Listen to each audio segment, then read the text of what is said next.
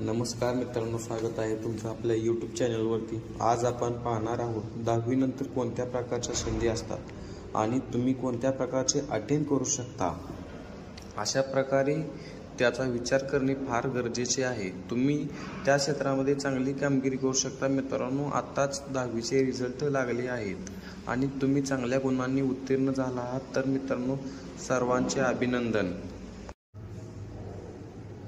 तर चला मित्रांनो, पाहूया तुम्हाला कोणत्या प्रकारच्या संधी आहेत। मित्रांनो, 10वी नंतर प्रामुख्याने 3 प्रकारच्या क्षेत्रात जाऊ शकता। म्हणजे सुरुवात येथून होते, पुढे पुढे त्यांच्या स्टेप्स वाढत जातात। तर मित्रांनो 3 कोणत्या आहेत, तर 11-12वी जो 2 वर्षाचा अभ्यासक्रम आहे तो पूर्ण करू शकता। जर दुसरा म्हणजेच ITI ला जाऊ शकता। तिसरा म्हणजे डिप्लोमा करू शकता।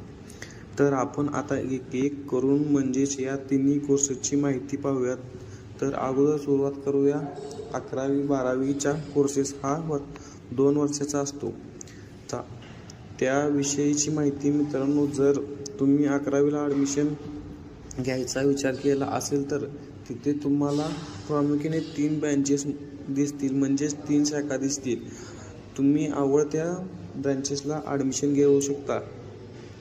मित्रांनो, तेथे तुम्हाला शाखा म्हणजे आर्ट, सायन्स, कॉमर्स। काही लोकांना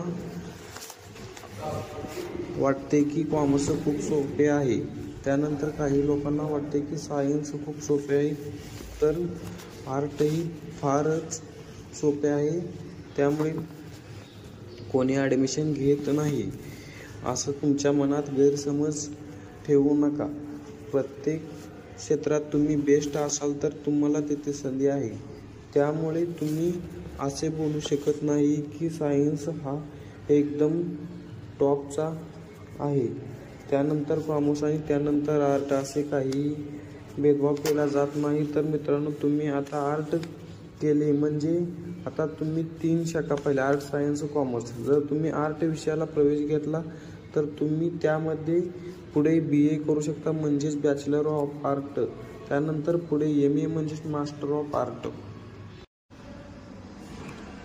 जर तुम्ही सायन्सला ॲडमिशन घेतले असेल तर तुम्हाला सायन्सच्या नंतर मेडिकल, डॉक्टर, इंजिनियरला ॲडमिशन करू शकता। जर तुम्हाला मेडिकल, इंजिनियर हे दोन्ही कोर्स करायचे नसेल तर तुम्ही BSc, PCS, BCA असे कोर्सेस करू शकता। म्हणजे BSc म्हणजेच बॅचलर ऑफ सायन्स, BCS म्हणजेच बॅचलर ऑफ कॅम्प्युटर, BCA म्हणजेच bachelor of computer application, BSc नंतर MSc, BCS नंतर MCS, BCA नंतर MCA, म्हणजेच त्या प्रत्येक विषयामध्ये तुम्ही मास्टर डिग्री मिळवू शकता। आता कॉमर्स बघूयात। तुम्ही 11-12वी मध्ये कॉमर्स घेतले असेल तर त्यानंतर तुम्ही BCom म्हणजेच बॅचलर ऑफ कॉमर्स, त्यानंतर तुम्ही MCom करू शकता, म्हणजेच मास्टर ऑफ कॉमर्स। कॉमर्समध्ये MCom केल्यानंतर तुम्हाला बँकेमध्ये सुद्धा जॉब मिळू शकतो।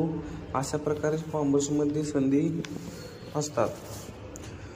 दुसऱ्या प्रकारचा कोर्स म्हणजे ITI, जो 10वी नंतर मुले घेऊ शकतात। आपण प्रामुख्याने पाहिले गेले तर मुले 11-12वी नंतर ITIला ॲडमिशन घेतात। जर तुम्ही 10वी नंतर केले तर 2 वर्षे वाचू शकता।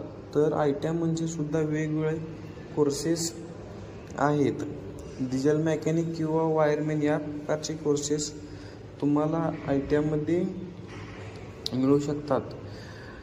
तुम्ही या कोर्सला ॲडमिशन घेऊ शकता आणि ITI झाल्यानंतर जॉब पण करू शकता, किंवा ITI झाल्यानंतर इंजिनिअरिंग डिप्लोमा, त्यानंतर इंजिनिअरिंग सुद्धा करू शकता। अशा प्रकारे पुढे आपण 10वी नंतर डिप्लोमाला सुद्धा करू शकता। 2 प्रकारामध्ये मोडतो, एक म्हणजे इंजिनिअरिंग डिप्लोमा करू शकता किंवा फार्मसी आणि ॲग्रीमध्ये सुद्धा डिप्लोमा करू शकता।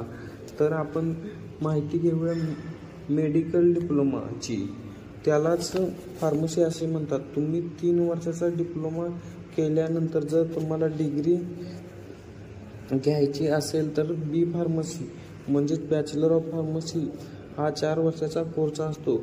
ते केल्यानंतर तुम्ही स्वतःचे मेडिकलसुद्धा टाकू शकता. जर तुम्हाला ॲग्री डिप्लोमा करायचा असेल तर तुम्ही करू शकता. ते केल्यानंतर तुम्ही स्वतःचे कृषी खताचे औषधाचे दुकान टाकू शकता. मित्रांनो, हा व्हिडिओ कसा वाटला कमेंटमध्ये सांगा आणि आवडला असेल तर लाईक, शेअर आणि सबस्क्राईब नक्कीच करा.